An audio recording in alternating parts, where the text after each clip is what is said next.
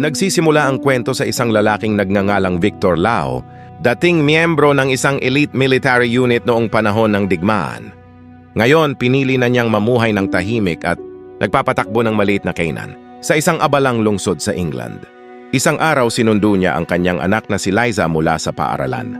Halatang sabik si Liza dahil may paparating silang school dance at gusto niyang ipakilala ang kanyang nobyo sa kanyang ama sa mismong araw ng okasyon. Habang nasa biyahe, nakiusap si Liza na bilisan nila upang makabili siya ng damit sa isang sikat na tindahan bago maubusan ng sukat. Pagdating nila, siksikan ng lugar. Naunang pumasok si Liza habang si Victor ay naghanap ng mapaparadahan. Hindi niya alam, iyon na pala ang huling sandali na makikita niyang buhay ang kanyang anak. Habang naghahanap siya ng parking, may isang sasakyan nang biglang sumalpok sa kanya. Pareho silang bumaba ng driver, tila handang makipagtalo. Ngunit bago pa man magsimula ang usapan, isang malakas na pagsabog ang lumanig sa paligid. Pagkatapos ng insidente, isang mamamahayag na si Daniel Cruz ay nakatanggap ng tawag mula sa isang hindi kilalang tao.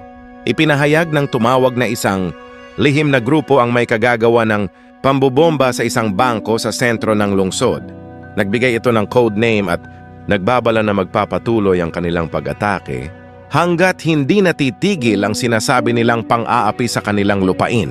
Agad itong iniulat ni Daniel sa kanyang pinuno na nag-utos na tukuyin ang grupo at alamin ang kanilang pinagmulan.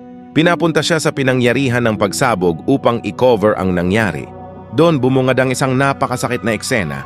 Nakita si Victor na nakaupo sa isang sulok. Yakap ang kanyang anak na si Liza na hindi na humihinga. Samantala sa ibang lugar, 3 lalaki ang tahimik na nanonood ng balita tungkol sa insidente. Sila ang may kagagawa ng pagsabog, ngunit wala silang kahit kaunting pagsisisi. Habang nagkakagulo ang lungsod, isang mataas na opisyal ng gobyerno ang abala sa kanyang personal na buhay at walang kamalay-malay sa nangyari. Nang makita niya ang kanyang telepono, bumungad ang sunod-sunod na mensahe tungkol sa trahedya, dahilan upang siya'y mabigla. Nang tawagan siya ng kanyang asawa, nagbigay siya ng palusot tungkol sa kanyang kinaroroonan. Kinabukasan, habang nagluluksa si Victor sa pagkawala ng kanyang anak, dumalo naman ang opisyal sa isang mahalagang pagpupulong. Doon, pinilit siyang kumilos agad upang maresolba ang pambobomba. Ngunit sa halip na ituon lamang ang pansin sa hustisya, sinubukan niyang gamitin ang sitwasyon upang makakuha ng kapalit para sa kanyang sariling interes. Sa pagpupulong, iniutos niya ang masusing pagsusuri sa lahat ng imbakan ng armas. Napansin niya na ang ginamit na mga code ay lumana na nangangahulugang may koneksyon ng mga salarin sa loob ng kanilang organisasyon. Nagbabala siya na maaaring may nagtataksil sa kanila. Pumunta si Marco sa tanggapan ng anti-terror unit sa London. 5 araw na siyang pabalik-balik doon, umaasang makaharap si Chief Daniel Ross.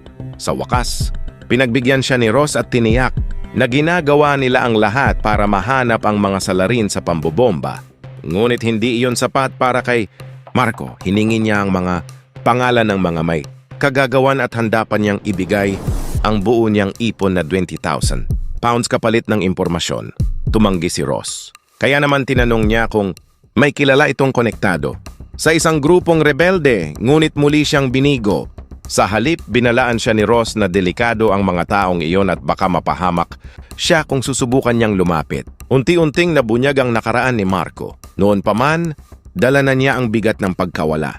Matagal na siyang naninirahan sa bansa mula pa noong dekada 80. Bago siya napadpad sa London, nagtrabaho siya sa isang lungsod na winasak ng digmaan bago tumakas patungong ibang bansa. 2 na ang nauna niyang anak na nasawi habang tumatakas sila at kalaunan, pumanaw din ang kanyang asawa habang ipinapanganak ang bunso. Halos wala nang natira sa kanya. Lumipas ang 3 linggo, ngunit tila walang progreso ang investigasyon ng gobyerno. Si Marco naman ay hindi tumigil sa sariling paghahanap. Isang araw may napanood siyang panayam sa telebisyon na biglang nagbigay sa kanya ng bagong direksyon. Ang in-interview ay si Victor Hale, isang kilalang personalidad sa politika. Nalaman ni Marco na may madilim itong nakaraan. Samantala, sinabi ng assistant nitong si Clara na may isang lalaking matagal nang nakababad sa linya, si Marco. Napilitan si Victor na sagutin ang tawag. Diretsahan si Marco, ngunit itinanggi ni Victor ang lahat. Wala raw siyang alam sa pambobomba o sa mga taong nasa likod nito. Hindi naniwala si Marco at iginiit na bilang isang ambisyosong politiko, imposibleng wala itong alam. Ngunit pinutol ni Victor, ang usapan at iginiit na wala siyang kinalaman sa mga terorista. Tuluyang nawalan ng tiwala si Marco sa sistema. Sa isang mabigat na desisyon, sinunog niya ang lumang larawan ng kanyang pamilya at ang balitang naglalahad ng kanilang trahedya. Umakyat ang kaibigan niyang si Lina na kasama niya sa negosyo at nabahala sa kanyang ginagawa. Sinubukan niya itong pigilan at kumbinsihin na hindi niya kasalanan ang lahat, ngunit sarado na ang isip ni Marco. Iniabot niya kay Lina ang isang sobre, pamanan niya ang kanilang negosyo. Tumanggi si Lina at sinubukang pigilan siya, nag-alok pang samahan siya at tulungan. Ngunit nang lumingon siya, wala na si Marco. Narinig na lamang niya ang sasakyan nitong papaalis sa gabi. Pag-uwi ni Marco, mabilis siyang nag-impake. Sinira niya ang lumang SIM card at winasak ang kanyang telepono. Ang bago niyang SIM ay binalot niya sa foil upang hindi matunton. Paglabas niya, naabutan siya ni Lina, ngunit isang huling sulyap lang ang ibinigay niya bago tuluyang umalis. Hindi na siya titigil hanggat hindi niya nalalaman ang katotohanan. Kinaumagahan, bumiyahe siya papuntang Belfast at nag-check-in sa isang simpleng hotel. Pagkatapos magpahinga sandali, dumiretso siya sa opisina ni Liam. Pagdating doon, kinausap niya ang sekretaryang si Beth at nagpakilala. Agad siyang nakilala ni Beth bilang lalaking paulit-ulit na tumatawag. Pinapaalis siya nito, pero kalmado niyang sinabi na maghihintay siya kahit gaano katagal hanggang harapin siya ni Liam. Dahil dito, nakialam ang mga gwardya at kinuha ang dala niyang bag para inspeksyonin. Pagbukas nila, puro pagkain lang ang laman, pero may nakita rin silang maliit na Swiss Army knife. Pinilit nila siyang palabasin. Ngunit sa mismong sandaling iyon, lumabas si Liam at pinatigil sila. Pinapasok niya si Kwan sa loob ng opisina. Sa loob, muli siyang humingi ng sagot, pero nanindigan si Liam. Ipinaliwanag nitong matagal na siyang wala sa anumang koneksyon sa ERA at ang layunin niya ngayon ay mapanatili ang kapayapaan. Hindi nasiyahan si Kwan at lalo pang naging matigas ang tono. Sa huli, malamig niyang sinabi, mag-iiba rin ang desisyon mo. Paglabas niya, dumaan siya sa banyo at doon ay mabilis na nag-assemble ng isang maliit na bomba gamit ang mga dala niya. Tahimik siyang umalis ng gusali at ilang sandali pa, sumabog ito sapat para gulatin ang lahat pero hindi para pumatay. Sinuri ng bomb squad ang lugar at sinabi na isa lang itong babala. Pag-alis nila, tinawagan ni Kwan si Liam. Kaagad itong nagalit at nagbanta, pero pinutol ni Kwan ang tawag ng hindi pa rin niya nakukuha ang gusto niya. Pagbalik sa hotel, agad siyang naghanda ng panibagong hakbang. Samantala, natuklasan ng tauhan ni Liam na si Billy ang isa pang bomba sa isang sasakyan na may nakasabit na papel na may nakasulat na names. Naging balisa si Liam, ngunit ipinaliwanag ng kanyang security officer na si Cavanaugh na pinapakita lamang ni Kwan na kaya niyang umatake kahit kailan. Nang matunton nila ang kinaroroonan ni Kwan, agad nag-utos si Liam na palayasin siya sa Belfast. Dumating ang mga tauhan niya sa hotel at tinuro ng receptionist ang kwarto ni Kwan. Pero handa si Kwan, narinig niya ang kanilang paglapit at agad na hinarangan ang pinto. Nang mabasag ito, nakalusot siya sa ibang daan at umakyat sa bubong para makatakas. Hinabol siya ng mga tauhan at nagkaroon ng marahas na labanan. Halos mahulog siya, pero nakabawi at tumalon papunta sa kabilang kwarto. Sinubukan siyang harangin sa hagdan, pero nakalusot siya at tuluyang nakatakas, iniwang bigo ang mga humahabol sa kanya. Sa kabilang banda, nagngangalit si Liam sa galit dahil sa pagkabigo ng kanyang mga tauhan. Narinig ito ni Mary at sinubukang pakalmahin siya, ngunit napagbuntungan lamang siya ng init ng ulo. Sa relasyon nila, siya ang may huling salita at nasanay na si Mary na sumunod na lang kahit labag sa loob niya. Inutusan niya itong mag-empake dahil lilipat sila sa isang farmhouse. Hindi na raw ligtas sa kanilang bahay. Maya-maya dumating ang pamangkin niyang si Sean Morrison. Habang paakyat si Mary sa hagdan, saglit siyang napatigil at napatitig kay Sean na para bang may tinatagong lihim ang dalawa. Pagkatapos, sinalubong ni Liam si Sean at agad siyang kinausap. May ipapagawa siya rito. Kailangang makipagkita si Sean kay Captain Bromley ng pulisya. Ipinaliwanag ni Liam na gusto niyang iparating na wala silang kinalaman sa mga pagsabog at ginagawa nila ang lahat para maayos ang sitwasyon, pero kailangan nila ng tulong. Nagtaka si Sean kung bakit siya ang napili, ngunit sinabi ni Liam na dahil sa kanyang karanasan bilang isang respetadong sundalo, mas pakikinggan siya ni Bromley. Kinabukasan, palihim na sinundan ni Kwan si Liam hanggang sa isang restaurant kung saan may lihim tong kadate na si Sarah. Matapos silang maghalikan, nagpaalam si Sarah na pupunta sa banyo. Ilang sandali lang may pumasok na mensahe sa telepono ni Liam, isang litrato nila ni Sarah habang naghahalikan. Agad niyang naisip na si Kwan ang may kagagawan nito. Samantala, nakipagkita si Sean kay Bromley at ipinaliwanag ang plano ni Liam. Maglalagay sila ng iba't ibang code sa bawat miyembro ng grupo. Kapag may panibagong pag-atake at may umako rito, matutukoy nila kung sinong tao ang pinanggalingan ng utos. Pumayag si Bromley, pero may kondisyon, kailangan ipaalam agad ni Liam sa kanya kapag nahuli na nila ang mga salarin dahil ang pulisya ang hahawak sa pag-aresto. Pagdating sa farmhouse, inakala ni Cavanaugh na ligtas na si Liam pero hindi ito kumbinsido. Tama siya dahil mabilis na natuntun ni Kwan ang kanilang kinaroroonan. Maingat nitong itinago ang kanyang sasakyan at tinakpan ang mga bakas. Pagkatapos magmasid, palihim siyang pumasok at naglagay ng bomba na may timer. Pinatahimik niya ang dalawang gwardiya at itinali ang mga ito bago umatras papunta sa kagubatan. Nang sumabog ang bomba, nagkagulo ang lahat at nasira ang isang bahagi ng bahay. Malinaw ang babala ni Kwan. Napagtanto ni Liam na hindi niya dapat minamaliit ang kalaban, kaya nag-utos siya na magpadala pa ng dagdag na tauhan. Kinabukasan, nagpa siya si Liam na dalhin si Mary sa London at doon muna ito mananatili sa kanyang apartment na babantayan ng kanyang head of security. Tumutol si Mary at sinabing kaya niyang protektahan ang sarili pero hindi siya pinakinggan. Biglang may sumabog muli. Isa na namang bomba ni Kwan. Nang siyasatin nila, nalaman nilang sa isang sasakyan ito inilagay at may nasugatang tauhan. Dahil alam nilang nasa kagubatan si Kwan, pinasok nila ito at nagsimula ang habulan. Isa-isang napapahamak ang mga tauhan ni Liam dahil sa mga patibong na maingat na inihanda ni Kwan. Habang pinipilit niyang kunin ang mga pangalan ng sangkot, bigla siyang binaril sa balikat ni Cavanaugh. Kahit sugatan, nagawa pa rin niyang makatakas. Samantala, nag-aalimpuyo sa galit si Liam nang malaman na nalusutan sila ng isang matandang Chino. Iminungkahi ni Cavanaugh na kumuha sila ng isang tracker, isang taong bihasa sa kagubatan upang masundan si Kwan at matalo ito sa sarili nitong estilo. Sa London, nasa hotel na si Mary ayon sa plano nang dumating ang isang bisita. Si Sean, ang pamangkin ni Liam. May lihim na relasyon ng dalawa at hindi nila napigilan ang kanilang sarili na maging malapit sa isa't isa. Ngunit bago pa man lumalim ang kanilang sandali, isang tawag mula kay Liam ang gumambala sa kanila. Sinagot ni Sean ang tawag at ipinaalam ni Liam ang lumalalang sitwasyon tungkol kay Kwan. Sa mga detalye, napagtanto ni Sean na hindi basta-basta ang kalaban dahil may espesyal na pagsasanay ito kaya pumayag siyang tumulong sa pagtunton kay Kwan. Matapos ang tawag, sinabi ni Sean kay Mary na maraming problema ang kinakaharap ni Liam. Ayon kay Mary, kapag hindi natunton ni Liam ang mga bomber, tuluyan ng babagsak ang kasunduan at ang kanyang karerang pampolitika. Tiwala naman si Sean na mahahanap nila ang mga ito at ibinahagi pa niya ang plano tungkol sa code word.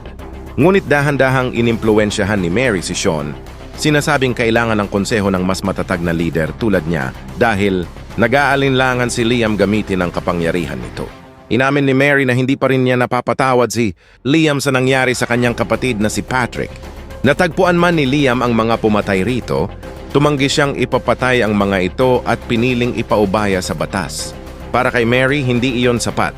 Ngayong nakakulong ang mga salarin at sumasailalim sa rehabilitasyon, lalo lamang lumalaki ang galit niya. Sa sobrang hinanakit na paiyak siya sa bisig ni Sean.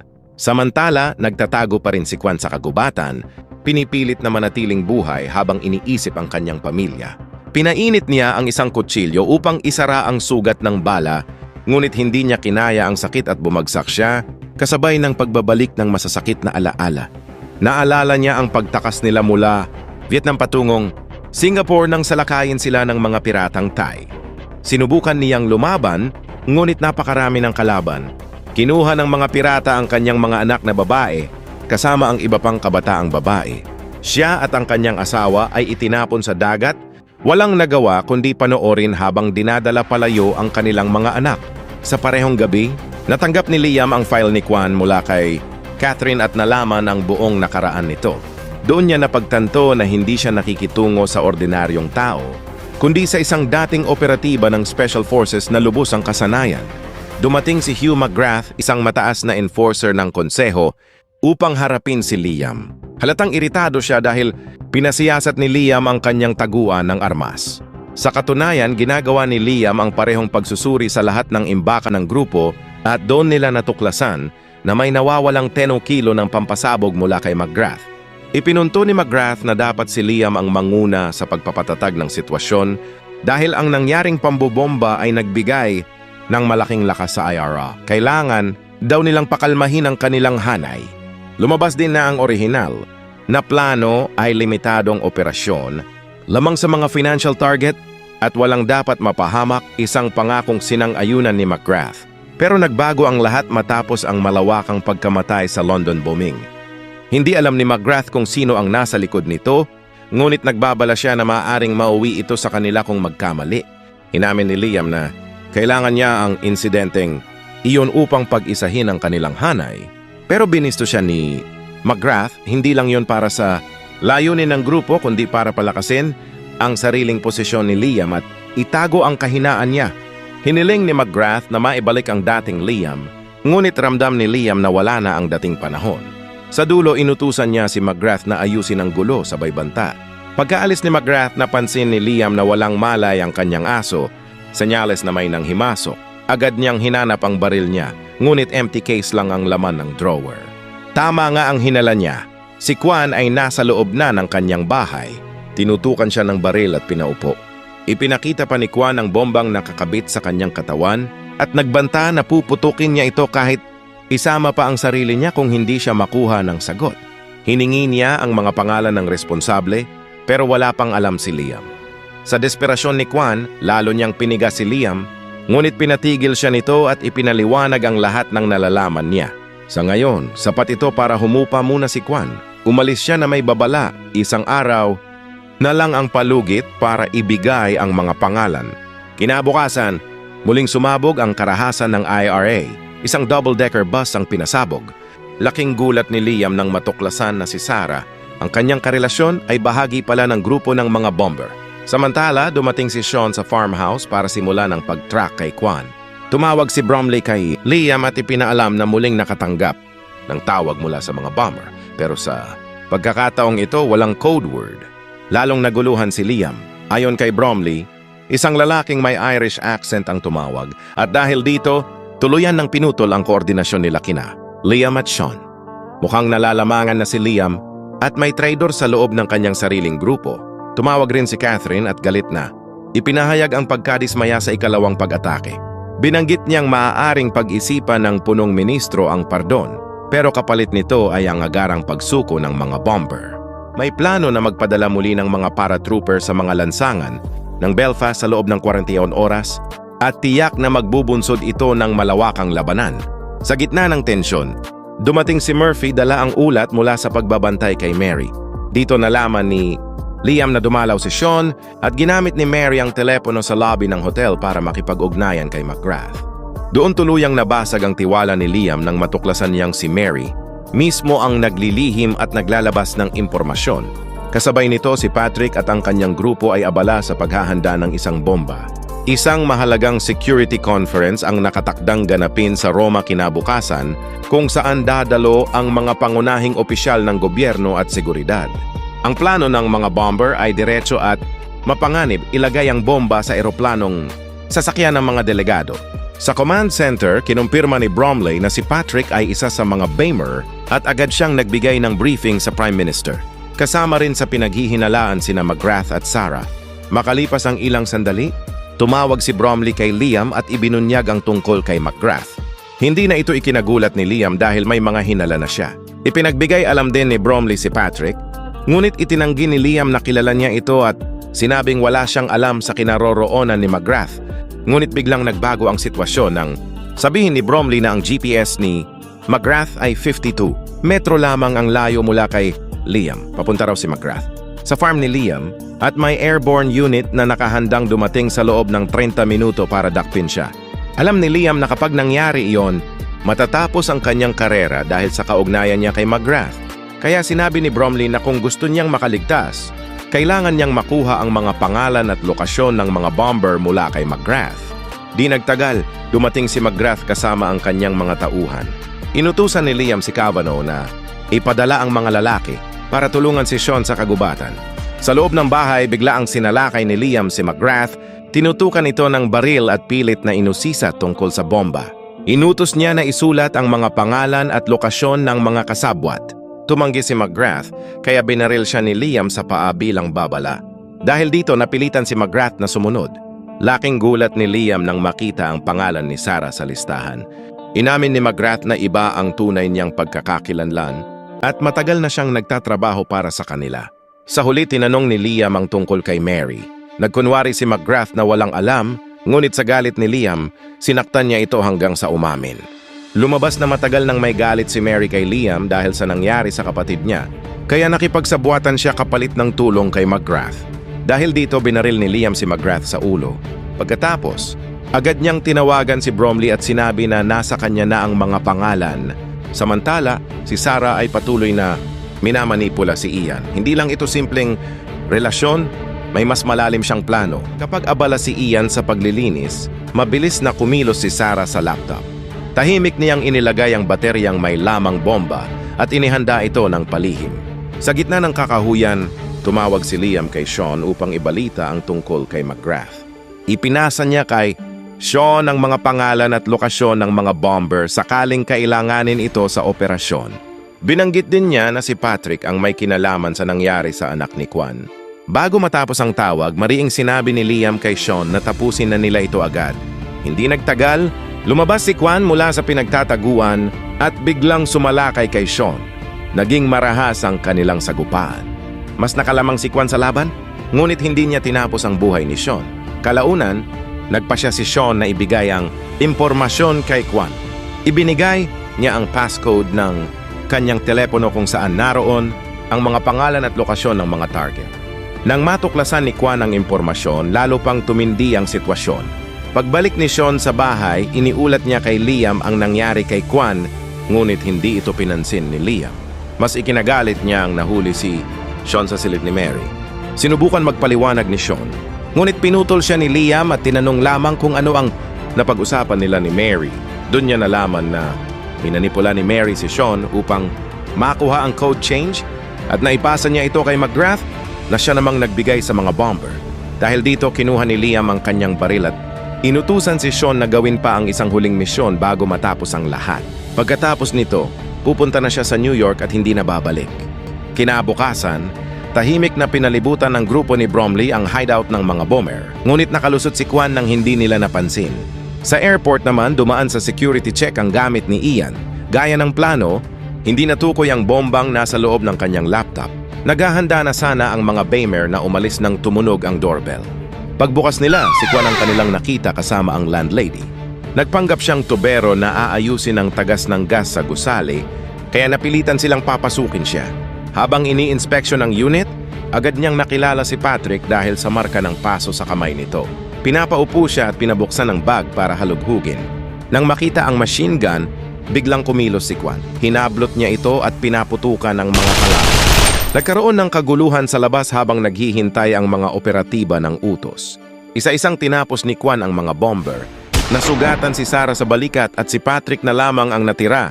Nag-engkwentro silang dalawa sa isang matinding laban, ngunit nanaig si Kwan at napatay si Patrick. Dumating ang mga operatiba, ngunit nakatakas si Kwan bago pa siya maabutan. Natagpuan nilang buhay pa si Sarah at sinimulan siyang tanungin. Dahil ayaw niyang magsalita, pinahirapan siya hanggang sa tuluyan niyang isiwalat ang impormasyon. Ipinabatid kay Bromley ang tungkol sa flight at sa bombang nasa loob ng laptop ni Ian na nakatakdang sumabog bandang 3:00 ng hapon. Sa paliparan, abala si Ian sa paggamit ng kanyang laptop at nalaman niyang naantala ang lipad ng eroplano. Ilang sandali lang, pumasok ang mga pulis ngunit hindi niya sila napansin dahil naka-headphones siya. Nang alisin niya ang headset at mapansing siya ang tinatawag, agad siyang sumagot. Wala nang oras para magpaliwanag. Mabilis na kinuha ng isang pulis ang laptop niya at tumakbo habang sinisigaw na lumayo ang mga tao. Pagkahagis ng laptop, sumabog ito. Sa kabutihang palad, walang nasaktan dahil bakante ang jet bridge. Agad na nabalitaan ni Bromley na isang lalaking Chino ang responsable sa pagpigil sa mga bomber. Sinabi rin sa kanya na na-neutralize na ang bomba, ngunit nang igiit niya na dapat walang matitirang ebidensya, agad na pinatay ng kanyang mga tauhan si Sarah. Pagkatapos nito, nagpadala si Bromley ng grupo para hanapin si Kwan Ngunit nakasakay na si Kwan sa bus at nakatakas na. Samantala, nakatanggap si Liam ng tawag mula kay Catherine. Ikinuwento nito ang lahat ng nangyari at binanggit ang ugnayan ni Liam kay Sarah na natunton pabalik sa kanya. Gayunpaman, nakausap na ni Catherine ang punong ministro na pumayag munang manatili si Liam sa kanyang pwesto. Ibibigay din ang mga pardon na hinihingi niya. Ngunit malinaw ang sinabi sa kanya tapos na ang kanyang karera at haharap siya sa investigasyong panestado. Wala nang takas si Liam sa kanyang kinabukasan. Maya-maya, narinig ni Mary ang isang tahimik na putok at agad siyang binawian ng buhay. Pagdating ni Liam sa bahay, naroon na si Kwan at nagtatago. Ipinakita ni Kwan ang larawan ni Liam na humahalik kay Sarah at naniwala siyang may alam si Liam sa lahat at planado ang nangyari. Nagmakaawa si Liam at sinabing wala siyang intensyong saktan ang anak ni Kwan o ang ibang tao. Ngunit hindi nakinig si Kwan. Pinilit niyang i-upload ni Liam ang larawan sa internet upang malaman ng buong mundo ang kanyang papel sa insidente. Pagkatapos nito, nagpaalam si Kwan at umalis. Sa London, bumalik si Kwan sa kanyang restaurant. Nakahinga ng maluwag si Kee nang makita siya. Nakatanggap si Bromley ng ulat na bumalik na si Kwan. Ngunit pinili niyang huwag na itong habulin at inutusan na lamang ang pagbabantay dito. Lumapit si Kee kay Kwan, hinawakan ang mukha nito ng may pag-aalala at niyakap siya ng mahigpit.